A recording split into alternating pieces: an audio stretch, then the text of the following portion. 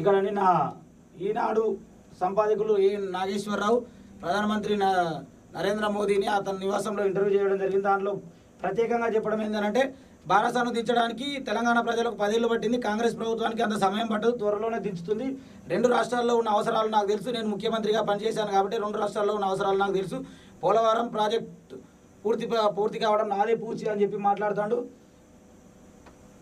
ప్రస్తుతం భారత్ సమయం నడుస్తుంది. ప్రపంచ దేశాలతో పోటీ పడిన ఈ భారత్ ఇప్పుడు ఒక ప్రత్యేకంగా ఒక స్థానానికి ఏర్పరచుకోవడం జరిగింది. 10 ఏళ్లలో ఎక్కడ వెళ్ళినా ఒకప్పుడు భారతదేశం నుంచి వచ్చిన వ్యక్తులు అంటే ఎక్కడో చివరి లైన్లో కానీ ఎక్కడో కానీ వాళ్ళ పూర్తి విషయాలు అంత కన్క్లూజన్గా లేకుండా అంత వ్యతిరేకత చర్య పాల్పడేవారు. ఇప్పుడు మాత్రం చాలా మటుకు నిమ్మలంగా ముందడు తీసుకొని వారి యొక్క వివరాలు సేకరణ, వారి యొక్క ప్రత్యేక విధానాన్ని భారత ప్రభుత్వానికి ఇవ్వడం జరుగుతుంది. భారతదేశం నుంచి వెళ్ళిన ప్రతి ఒక్కరికి ఎక్కడ వెళ్ళినా ఒక ప్రత్యేకత ఇవ్వడం 10 ఏళ్లలో ప్రధానమంత్రి